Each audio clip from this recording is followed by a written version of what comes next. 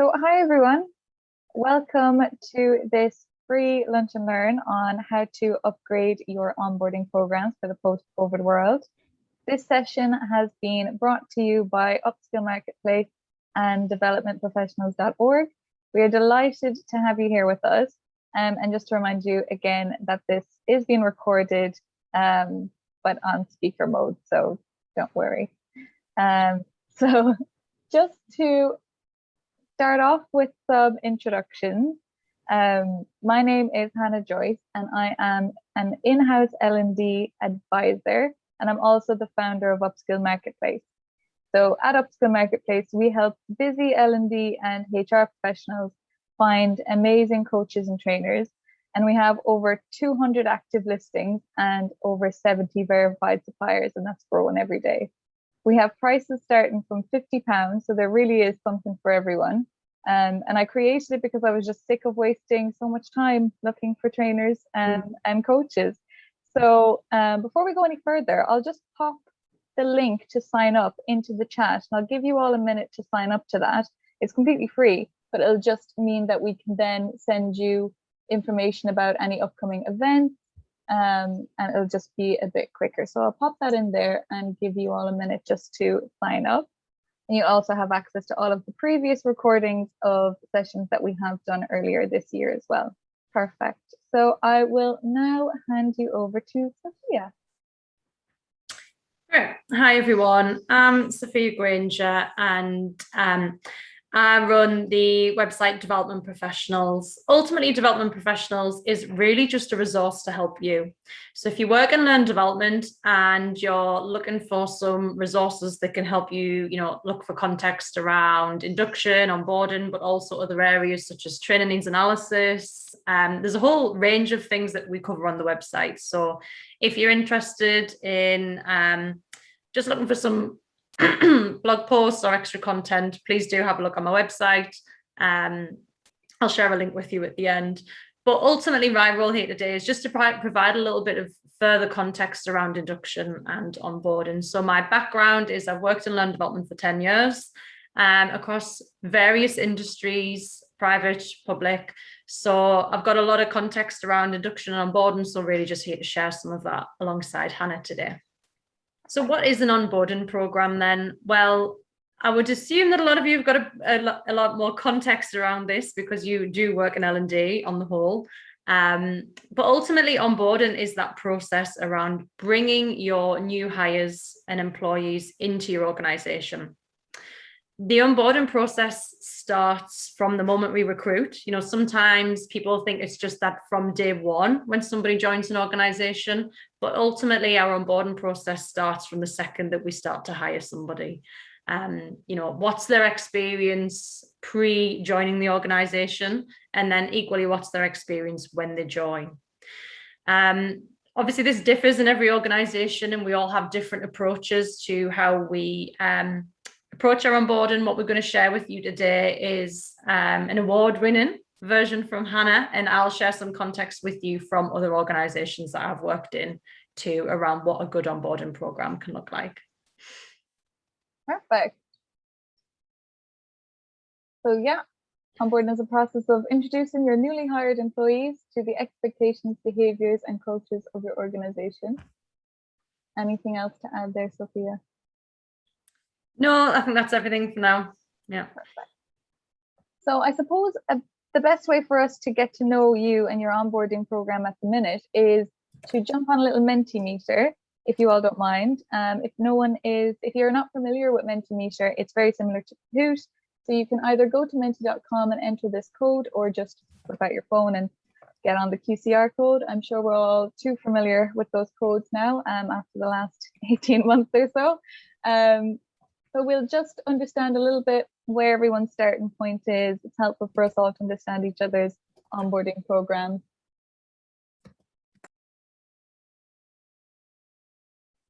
Perfect, that's a bit easier to read. Okay. So mostly not too bad, could do with some tweaks. A few very basic and outdated. No one's fully happy with their onboarding program, but I guess that's why we're all here to learn some tips and tricks. But at least everybody has one, which is good. So no one's joining today with no version of induction. But yeah, certainly everyone has something that could maybe do with a little bit of tweaking. Yeah, absolutely.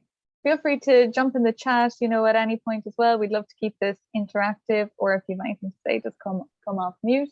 But I think, yeah, we've got a nice summary now of what people's current onboarding program looks like. So we'll just go now quickly to the next Minty Meter, which is what feedback do you have from employees regarding your induction and onboarding program? Yeah, information overload. Yeah, that's a regular one. Any other feedback that you get from employees? Or is it that at this point you don't have any feedback from employees?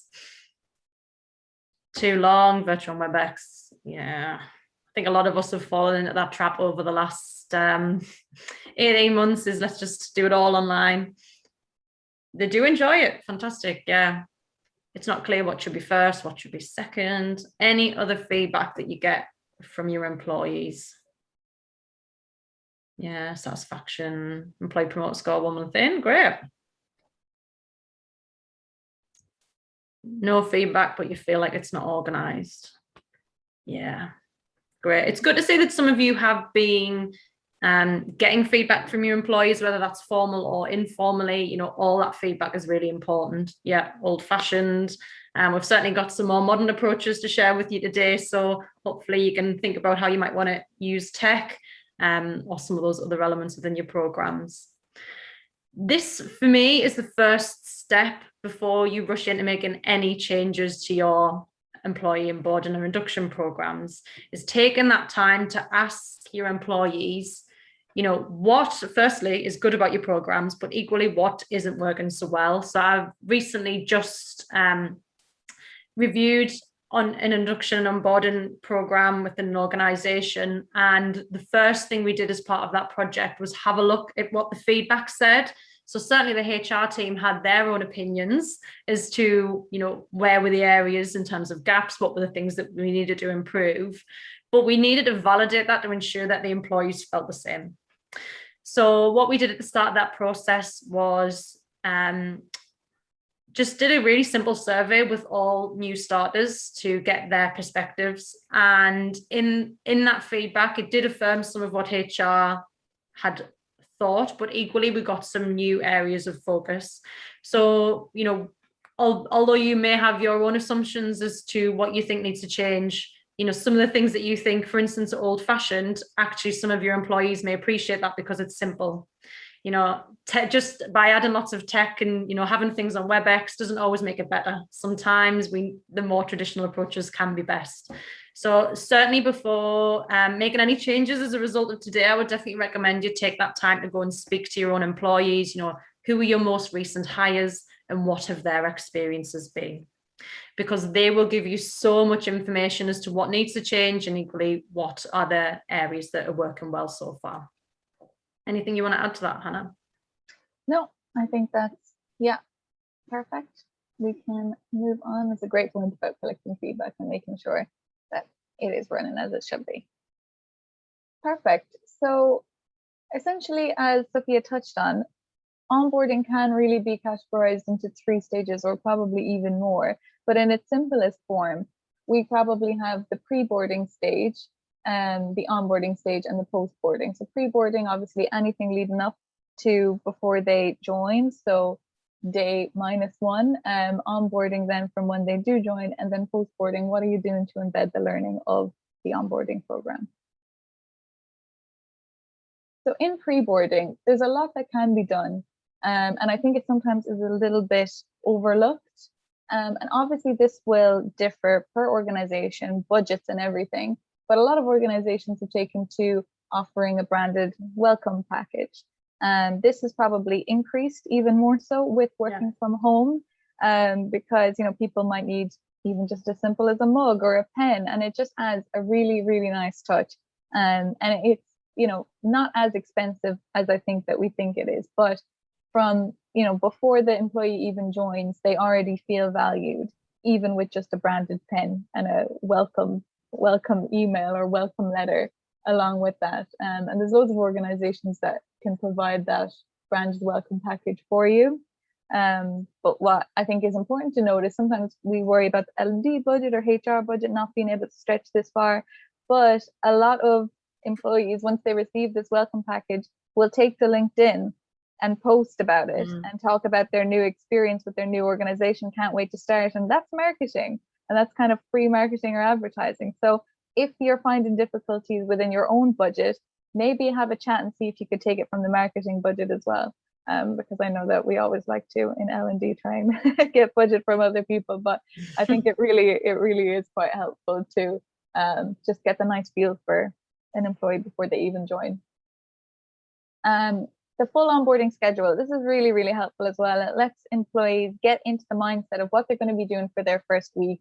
There's no kind of question about it. And once you get into a process of running a very similar onboarding every single time, this can be quite standardized. So it's not taking too much time to edit it every single time. It can be a standard schedule. And if it changes, then it changes. But at least the employee knows in and around what they're going to be experiencing for that week.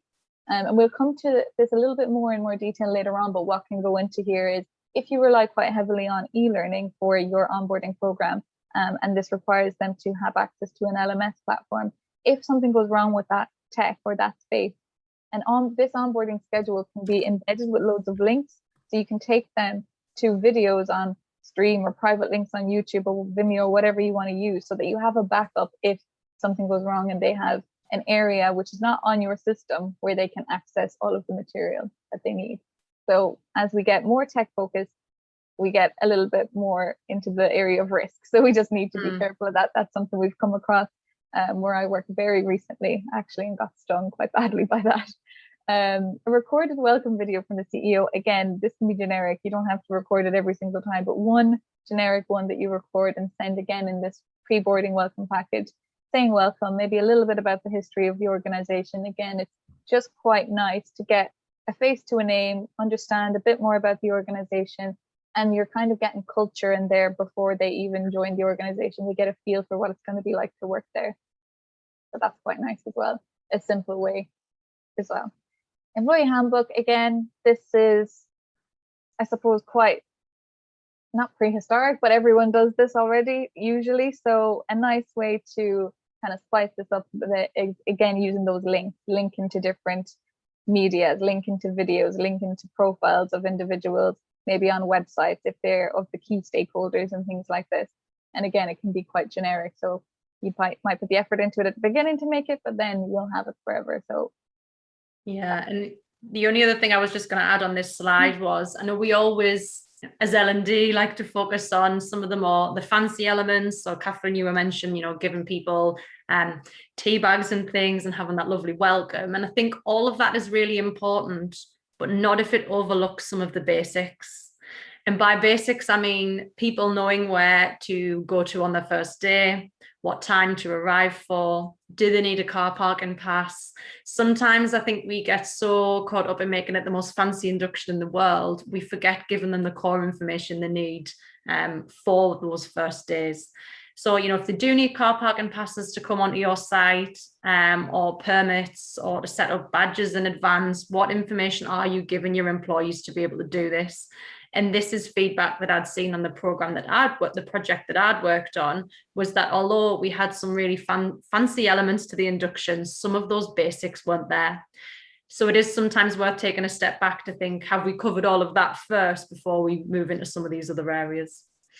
Yeah, exactly, Sophia. And that's so important. And I think an example of that would be if you're going to be giving your new joiners laptops, screen protectors, everything like that on the first day, notepads, pens, everything, but you're not giving them a bag. I've had many times where someone's come up to me and say, where am I going to put all of this? I didn't bring, if it's a man, I didn't bring a bag, or if it's a woman or someone else, my handbag isn't big enough. So something like that, just letting people know. And if you're going to provide lunch for them on day one as well, let them know as well, they don't come in with their packed lunch. So it's just, yeah, exactly, making sure we cover those basics. Exactly, Sophia. Perfect. So on to just onboarding then. What's really key here is mixing it up, and we'll come to examples in a little bit. But as we're in the virtual world, keeping things nice, short and sweet. I think a lot of us probably in the early days moved all of our onboarding from classroom to virtual, didn't change any times and just said, a 4-hour induction is fine on Zoom.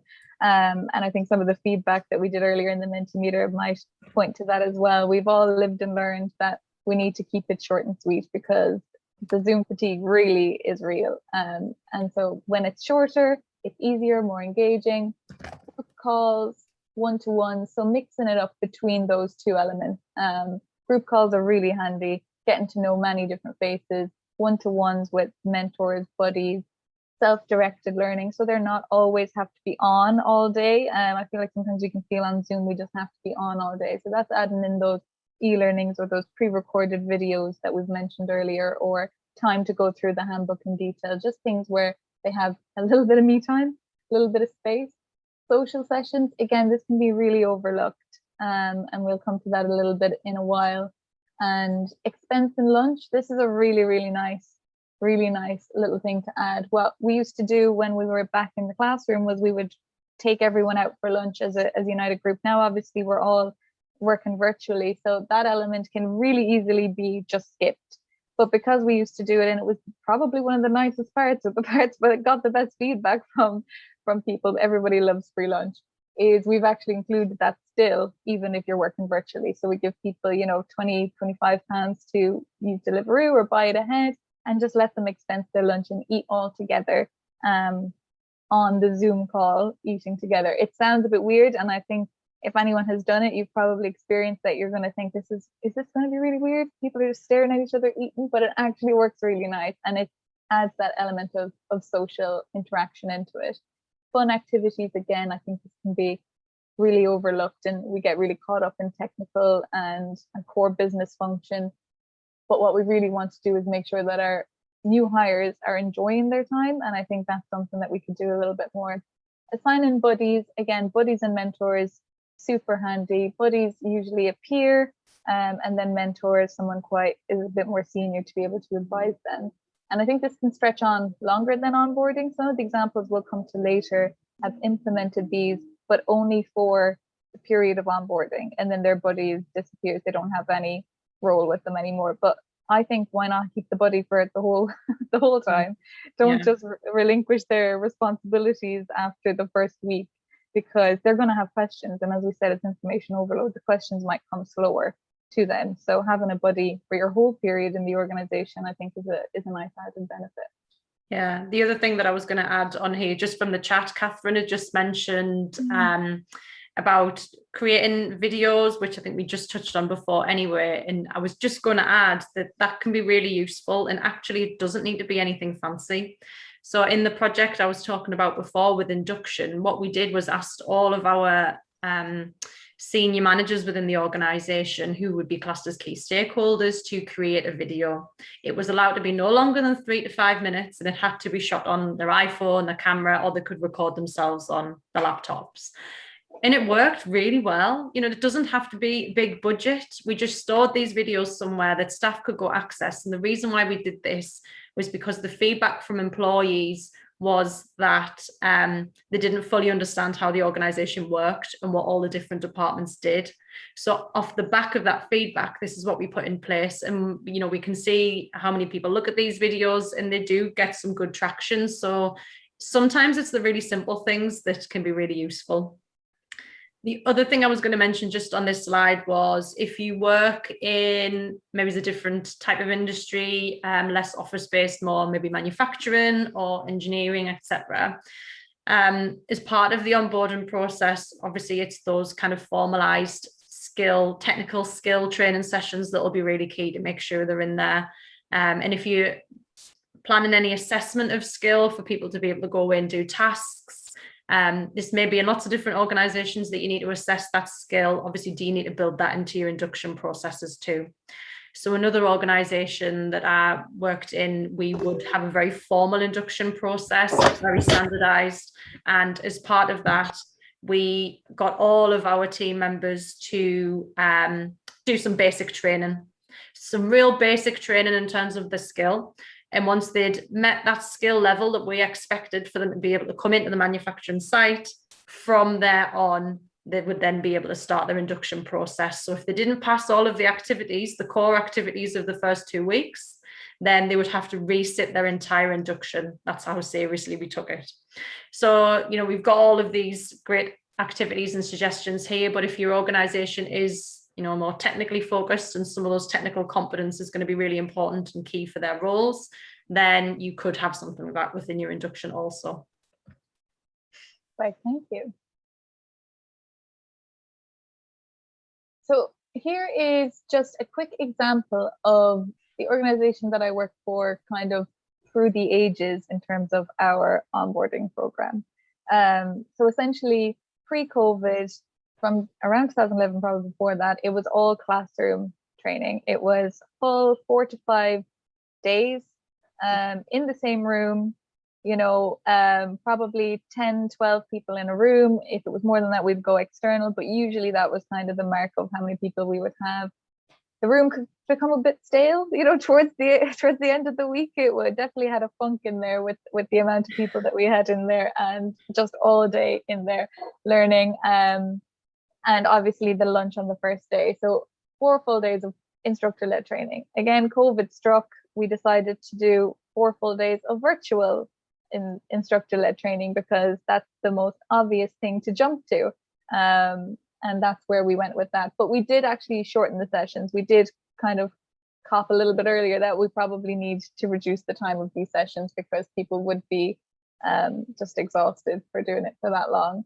We got a wide range of speakers to come in. And I think this is key as well. In those early days, we thought that we wanted people to meet the most amount of employees, because if they were in the office, they would have met so many different people. They would have had FaceTime with every different team, from marketing team to everyone, and they would get to know them on a personal level.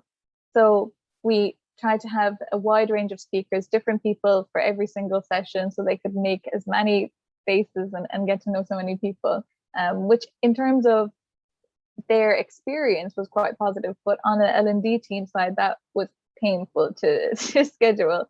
So we do kind of have to weigh these things up a little bit as we go on. And we also introduced the CEO breakfast. So that was another social session. So in here, we only essentially had 2 social sessions. One was the lunch on the first day, and one is the CEO breakfast that was at the end of the week. It was like Friday morning, for example. Again, we would give people a budget so they could expense either, I think about £15 or something, £20 for a breakfast, or they could buy it the day before, again, expense it, or get it through Deliveroo, and just have a social chat for an hour with the CEO, where he would discuss kind of strategy and things going forward, and the history of the company to date, and that kind of element. So that's where we were up until last month. And now we're shifting again. So this is 3 times in the whole time I worked at this company, we've changed the onboarding start to finish. And I think that's quite important. And as well as Sophia's mentioning about feedback, is it can't be rigid all the time. We need to take feedback on board and see how we need to pivot the onboarding program. It can't stay the same. We've gone through massive changes as an organization. Why would our onboarding remain the same? So in July of this year, we've really started, which is so soon, but we've going to move to a more hybrid approach. So e-learning plus instructor-led training. So we're relying a lot more on the tech, as I mentioned earlier, which obviously brings some risk. But that in terms of us, we have quite high utilization. So in terms of allowing people back their time, and we were really relying heavily on our internal workforce to deliver these sessions. And we're recruiting an awful lot. So having 2 onboarding sessions a month meant that our trainers were out of their day-to-day job just way too much. So we needed to shift it again and move to a more hybrid approach. But what that allowed for is more social sessions, which I'll come to in a little bit. And we're creating Teams groups for all the new hires as well. So that's another thing that we've kind of just shifted. So this is a high level onboarding changes through time. I don't know, Sophia, if you have anything to add there of what you've seen just in general through the changes over time this last 18 months.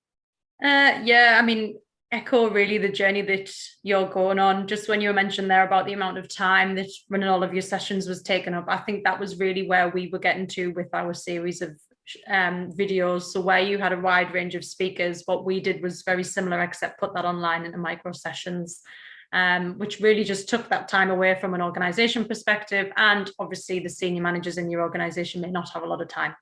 So balancing that was where we got to. And certainly, my experience is that e-learning is in there. Use with caution is my only advice when it comes to e-learning. It doesn't have the best reputation because people don't necessarily create the best e-learning. It can be a lot of click and read, and that, you could just read the information on a page somewhere, couldn't you? You don't necessarily need e-learning to do that. So where you do choose to use e-learning, my only advice is to really think about what value does it add being in that format. Could it just be that they read some documents and come together and have a chat in a social session around, let's ask some questions and cover what we need, rather than just using e-learning as a bit of a catch-all, which I think it does become, just to make sure that make sure everybody's ticked the boxes, such as data protection, manual handling, all those other elements that always end up being nicely pocketed into the e-learning section. My only real challenge to you would be, if you do use the e-learning and you have got a quiz in there, and if somebody fails that quiz, what happens? Because say, for instance, if they do a quiz on IT security and they fail that, what happens then? Do you take their IT security away from them, or do they just carry on anyway? If people in your organization are carrying on anyway, then it's not worth the test at the end. So just something to think about, really, when you are using e-learning, what's its value, and how are you measuring that?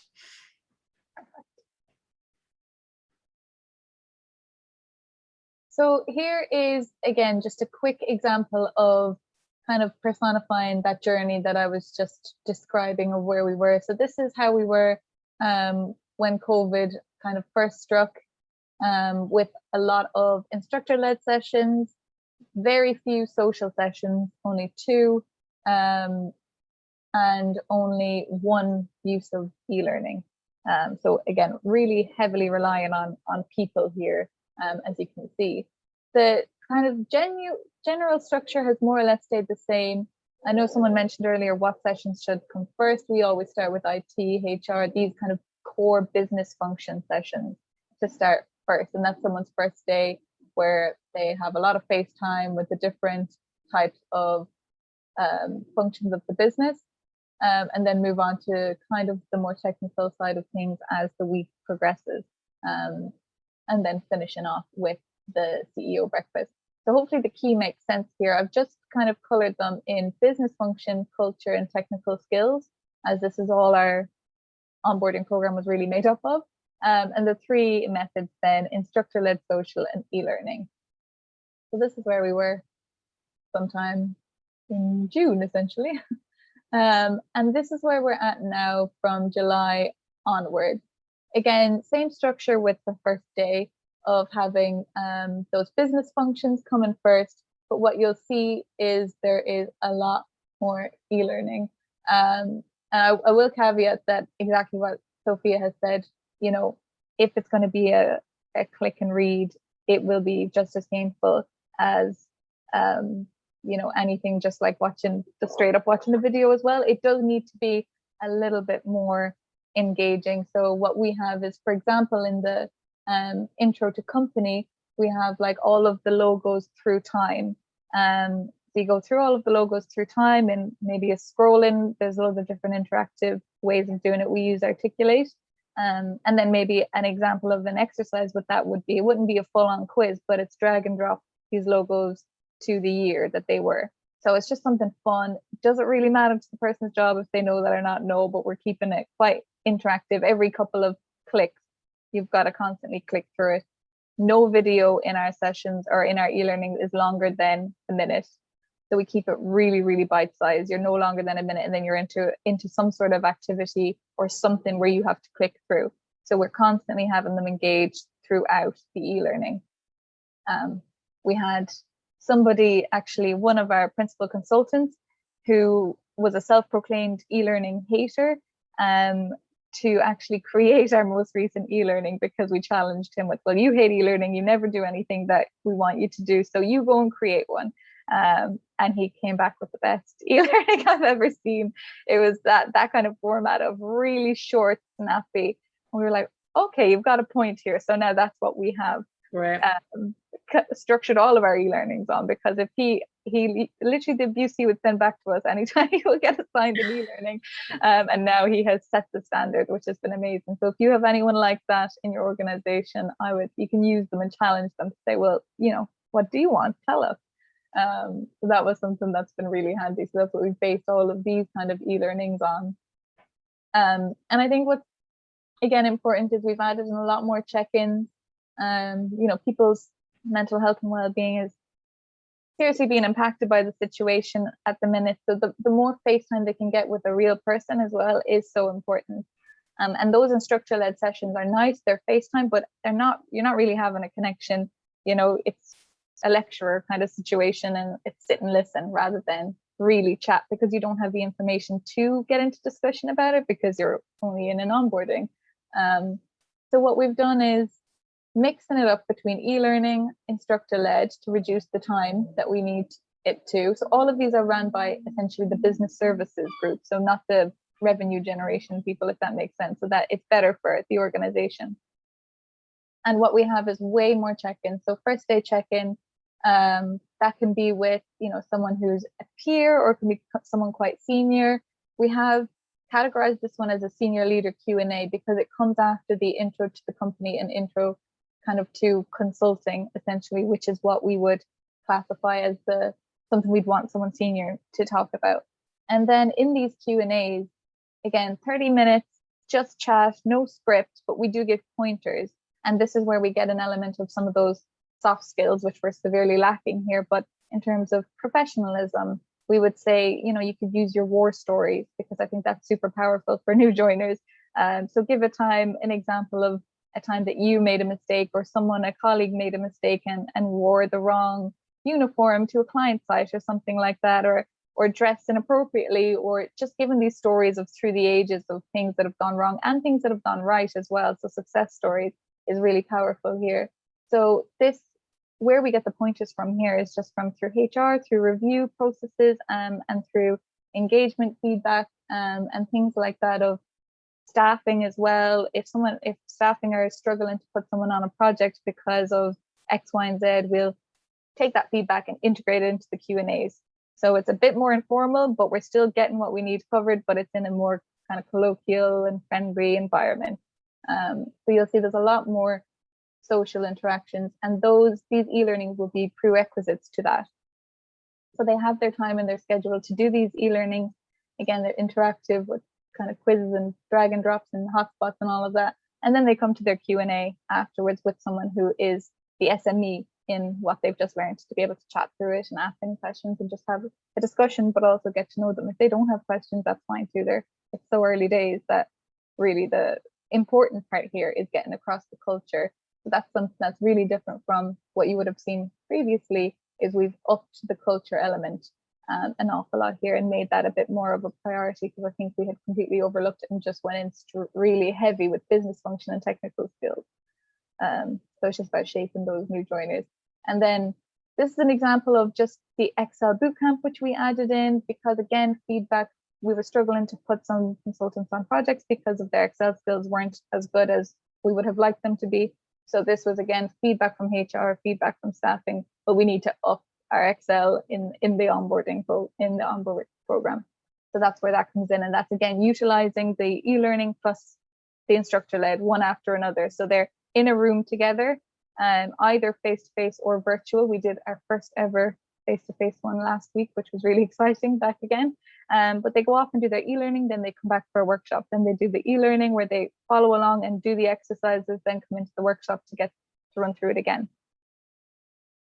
So yeah, definitely on the journey. Anything to add here, Sophia? The only thing that I was going to mention was, if you do have any, just using this Excel bootcamp as an example, if you do have anything that is core for all staff to do, you might want to consider how you could personalize that. So say, for instance, if you did have somebody who joined your organization that was a real Excel whiz, or equally, you may have some individuals who join that really are beginners in Excel, or, have kind of basic level skill. What you might want to do is have some sort of self-assessment at the start of that Friday. This is just an idea for you all. That could assess somebody's level of skill, and then that would decide at what point they join the boot camp. So for instance, if Friday morning is just the basics, then maybe they would join at 12 o'clock. And move forward from there. So rather than sheep dipping everybody through the same experience, if someone does have a higher level of skill, you could assess that. So do your assessment up front rather than at the end, and decide where to place people from there. But just something to think about. Yeah, absolutely. That's such a good point. And actually, I think we've started doing it beginning and at the end as well, so we can map people's experience through it. Yeah, and measure. Yeah. Perfect. I'll pop on here too. This is what I would like our onboarding to look like. So we'll obviously caveat this is probably a dream scenario, more like, but I think it is really doable. But it's something that we're not doing in our organization at the minute. But if I had my way, we would be. Very similar to the previous one, but I've added in some, soft skills. It's kind of an example of an even better if. The onboarding programs from the previous two examples were missing a massive piece of the puzzle. Soft skills are often overlooked in the onboarding process. Yet we test mainly for technical skills throughout the recruitment process, but soft skills are core to ensuring your new hires can communicate efficiently with the team, with their client, with the wider company, and just soft skills accelerate their ability to kind of settle in. So what I've included here is effective comms. I suppose it's just vital and standard. Your new hires will come with either no experience or probably some bad habits in the area of communication. So it's important to show that effective communication is a priority for your organization. Similarly to this, I've added presenting. It's probably one of the most common ones as well. And it's advised that this session happens early on, but then you also continue to do it. It's not just a one-stop shop. You do 3 months, maybe 6 months in, again, some refresher workshops where you can really get people to develop that skill and practice a lot more. And it's probably fair to say that diversity and inclusion and well-being are two massive areas that every organization is focusing on now, rightly so. But in most cases, these responsibilities fall on HR and L&D or people teams. So more and more candidates are asking about D&I policies and culture when they're job hunting. And it's important to show that, your new joiners, that D&I is a priority for you, and you don't have all the answers now, but it's, you don't have to say you have all the answers, but it's a great way of connecting with new hires on the topic, finding out what efforts have been made in previous organizations that they've worked in, or what they think can be done to make them feel more included in the new company.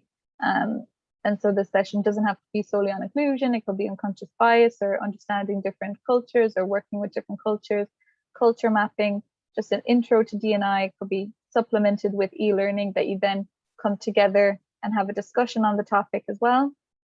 But yeah, it could be simple as, this is what we're doing, what can we do better? And just have an open discussion. And obviously a great way to show your employees that you care really early on is by having a well-being workshop or bringing up the topic of well-being in onboarding. I think it's something as well that is overlooked. Mentioning it from the get-go is one thing. It's one thing in the HR induction to talk about the official support in terms of EAP and those kind of things.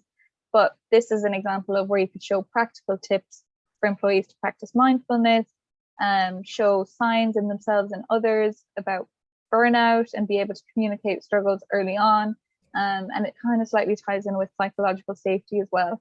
If you're like a high growth business in a competitive market, risks are the only thing that are going to set you aside from the competition.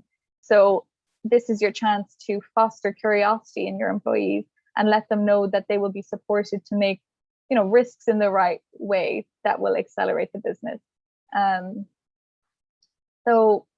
I think it's a little bit stressful looking at all of these kind of topics and adding them in, and especially when in HR and L&D that we already do so much. And this is why it's important to note that these can be fully outsourced to an external supplier. It doesn't have to be something that you deliver. It can be something that you co-create with an external supplier, and then they come on board and help you with all of your onboarding. You can design it together and deliver it together, or deliver it separately, just hire the person to deliver it for you. and you could book them in advance for a lot of upcoming sessions. So there are hundreds of trainers quite literally on Upscale Marketplace that can help you with this. So feel free to check them out and as well and find some areas in these topics. And another thing to note is we didn't have a social event in the previous one.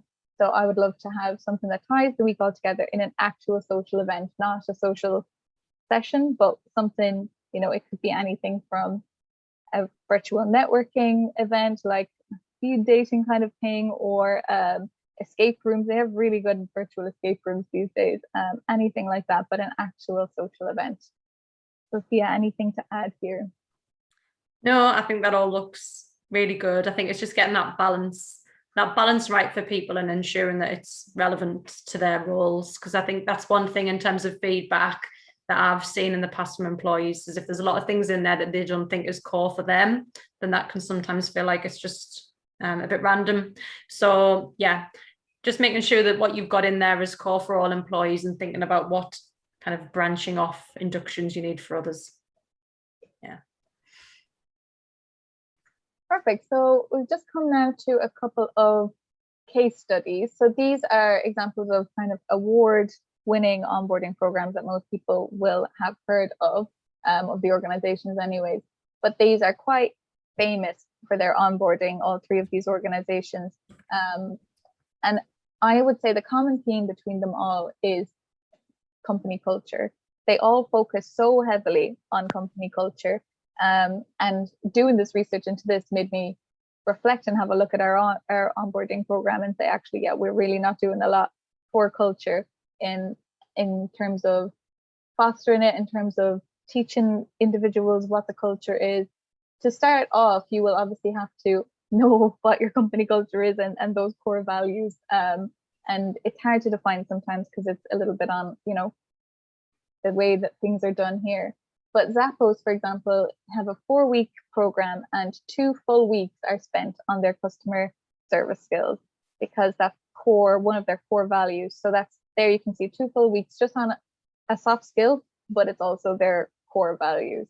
Netflix, they have a lot of orientation to do with the kind of technology that they use, but the majority of it is into company culture.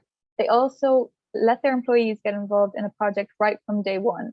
So they feel like they're contributing already. So they're not, you know, any sort of delay in terms of feeling useful. I think that's something that can always happen when you start a new job. You feel a little bit spare. So this is a really nice touch from Netflix to get people involved in a project, low risk project, I would advise, but having them involved in something that they're working from day one. Netflix also have welcome home is what they say to their new hires as well, and they set up their desks. Obviously this is when we go back to real life, but they set up their desks with their laptop and everything for them, and then they have a little welcome home sign on that. So just a kind of a nice touch, but really embedding into culture, and they provide a dedicated mentor as well. Google has a 2-week orientation program. Again, they go mainly focusing on the organizational structure, the core technologies, but the main thing that they do again is a thorough introduction to the company culture. So their fundamental values are communicated from day one. They also provide a company-wide glossary, so everyone is speaking the same language. So that's just some interesting ways that they use to really embed culture in there. Sophia, anything to add on culture? No, I think the only thing really is that it should be kind of front and center of any induction program. You know, if it's just focusing on the technical skills and missing some of those cultural elements, then I think you've missed a bit of a trick and a core opportunity to really get those new starters on board.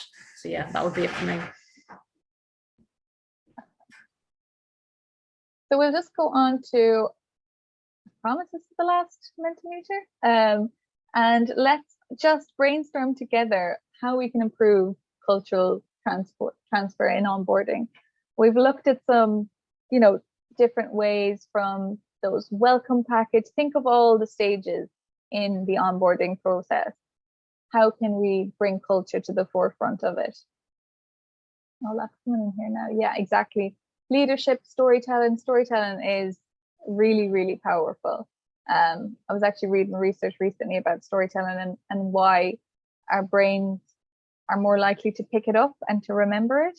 And it's just such interesting research. But essentially, back when we were kind of hunter-gatherers, we would have to listen to people's stories of where they found food, and where they found water. And then that's how we would go and find the food and water. So we really, our brains are in tune to remember stories rather than facts and information. I think that can be said for all training, including stories in their pitches, anything. Storytelling, I would actually even include as a core training, that anyone who has a client-facing business or anything to do with sales, your sales team should really have some storytelling training as well. Some really good examples coming through on there. Yeah, I think when it comes to culture, it really is leading from the top. So if you are having leadership sessions, breakfast with your CEO, or just getting the team together to hear what your senior management teams have to say, I think it's really starting with them. How are they embedding the culture and values within the sessions that they host? So if they're kind of going against the values of what you talk about, I guess there's wider issues there, but certainly they should be living and breathing the values and culture that you're looking to embed within your new starters. And certainly those buddies that you choose, make sure that you choose people that are culturally aligned. Otherwise, you run the risk of new starters picking up bad habits or kind of that negative mentality. Certainly, a while ago in another organization I worked for, we had a lot of young apprentices joined who worked alongside some of our senior staff. And the more senior members of staff who'd worked in the repairs and maintenance team for around 20 to 30 years ended up, some of them had a bit of a negative mindset, and they completely passed that on to the apprentices. So we had really young people, 18, 19-year-olds, talking about issues in the company that had happened long before they even joined. So picking the right buddy is really important. Otherwise, they can have a negative impact on your new starters too. Yeah, that's a great point to mention. And a session, actually, I think I forgot to mention that we've added is My First Year, which we get a couple of new joiners who joined around the 12-month mark ago that have actually just been promoted. So quite high performing individuals to come and chat about their experiences, the highs and lows, their tips and tricks, because a lot of times we won't really know what is missing, but the person who's done the role for a year can come back and speak to individuals who are just joining that role. And it's a really nice way for them to have, again, an informal chat, but it's about who you choose there. And I think it's the same for any of those lunches, any of those sessions. It's very important that you choose someone who, you can trust. Definitely. And just quickly to go into some detail on some tech that we can use as well. As we're all virtual, we want to mix it up. We don't want to have just PowerPoint. In itself, I'm using Canva, as you can maybe tell, for this presentation. So even something like that just mixes it up a bit. You can actually have, moving GIFs and everything on the screen, and it's really handy. Again, there's Mural if you want to have some collaboration in any of the sessions, if there are exercises or anything, or brainstorming. There's really handy tools on Mural as well. So some of these tools, and I think Mural has integrated now with Zoom as well, actually, I think quite recently, which is really handy as well. So it's not too much chopping and changing between different technologies. Again, as Sophia mentioned, only get into using these kind of things if you think that it's right for the organization, if you think it's going to not take away from the key core messages, but if you think the organization are ready for this level of tech, is probably the caveat. And again, Minty Meter, as we just used, or Kahoot as well, is a nice way of keeping it engaging as well. And another kind of newer tool as well is the virtual networking tools, which again, if people are still virtual, if people are global organizations and have people spread all over the world, these are really handy. I haven't tried it myself, but I would love to. But essentially you're just in the Zoom window, but you can walk around, do activities, talk to people. So in terms of like company-wide event, this would be very handy for replicating that. I suppose it's kind of like Penguin Club or Club Penguin or whatever that was when I was growing up, but definitely a nice way to mix it up so it's not fully Zoom sessions. Yeah, definitely. And the thing we wanted to close with really was just to mention around the importance of your line managers within your induction and onboarding process. You could have the best possible induction with all the nice, with all the tech included and all the fancy elements. But if your line managers aren't bought into your induction processes, then your induction can fall flat, because ultimately your line managers are going to have a lot to do post whatever it is that you do in your induction and onboarding. So really embedding those skills and those behaviours and bringing the employees through their probationary period. And they really are the linchpin. So it's worth reflecting on, do you have your managers on board with what it is you're pulling together? And if not, we've got some recommendations on the slides that follow around what you can do. So just share in the chat, what are you doing at the minute to inform line managers of what's expected of them in their induction? What, if anything, are you doing with your line managers? Design a new manager's induction, great. Email instructions a week before new hire starts. Yeah, that's a good way to make sure that they know what they're doing. Anything else? Brief them on a call, let them ask questions. Yeah, good. Some people may be doing nothing. If you're doing nothing right now, that's okay. Worth reflecting on what is it that you do for your managers in advance. An email, let them know what's expected of them, meetups, socials. Yeah. So certainly there's something there around making sure they've got the clarity. So they're clear on what's expected, but that doesn't necessarily work for the buy-in. So Hannah, if you just want to move to the next slide. Yep. Certainly worth reflecting on how you engage them with the process. So some of you have said you're looking to make some tweaks to your induction. This is a golden opportunity to get your line managers on board moving forward with the induction. So the project I mentioned to you earlier about the feedback from employees, we also went out to managers for their feedback too.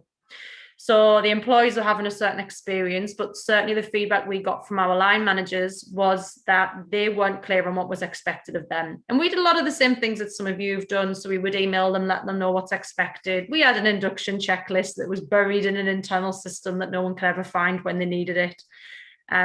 So we really had to go back to basics. So we used their feedback to shape the induction, very much as you said we did, where possible. Those videos helped the line managers because it took the onus away from them to have to explain how all the different departments worked. So that was helpful for our line managers. We also created some really clear, accessible induction guidance in one package, which we would automatically send to them in advance. Now, it doesn't mean they're going to read it. I also know that, but it's something worth thinking about. And certainly some of you mentioned having sessions with your line managers in advance, and I think that is so important. So if they've co-created elements of the induction, they've been part of that shaping process, they're more likely to buy in. And then have those sessions with them on what good looks like. So what is it that we need from our line managers? And what we put in as a bit of a catching process was at the 6-month point, when an individual passed the probation, we'd go back to the employee for further feedback on their induction process. And from that point, we could pick up on any line managers that were getting consistent, maybe negative feedback or areas for improvement, and we could have those discussions with them from there. So really good to have that kind of post-induction measurement to know if people are getting the experience that they should be getting or not. And certainly some of the feedback that we received was not everybody was getting a consistent induction.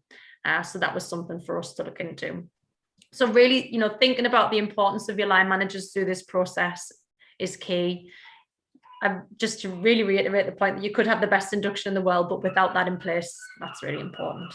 Yeah, I'll not say anymore because I know we're out of time. Yeah, so in terms of the key takeaways, this was really just to summarize what we've covered within the session today. So make sure you are getting those feedback from employees and your line managers as you go through the process. Consider the mix and variation of activities that you've got. There's tech options out there that are available, but if it doesn't work for you in your organization, that's okay too. Use what's going to work for you.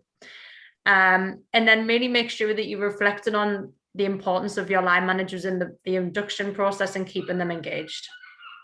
Yeah, great. So any key takeaways just to kind of close the session for today? What's been your key takeaway from today's lunch and learn? Just want to share in the chat. Yeah, share my first year. Great. Videos of organizations and departments. Yeah, look at big organization case studies and themes. Getting more feedback, definitely. I can't express how important the feedback is as you go through the process, and gave us much more insight than we realized spending that time. No problem for those of you that have to go, that's absolutely fine. Any questions for Hannah or I, for those of you that might want to stay and ask a question? Yes, thank you so much, everyone, for joining. If you found this session interesting, make sure you talk about us on LinkedIn. And if you haven't signed up yet to Upscale Marketplace, please do, so we can tell you about our next free event. And if you're facing any L&D challenges, get in touch so we can help you.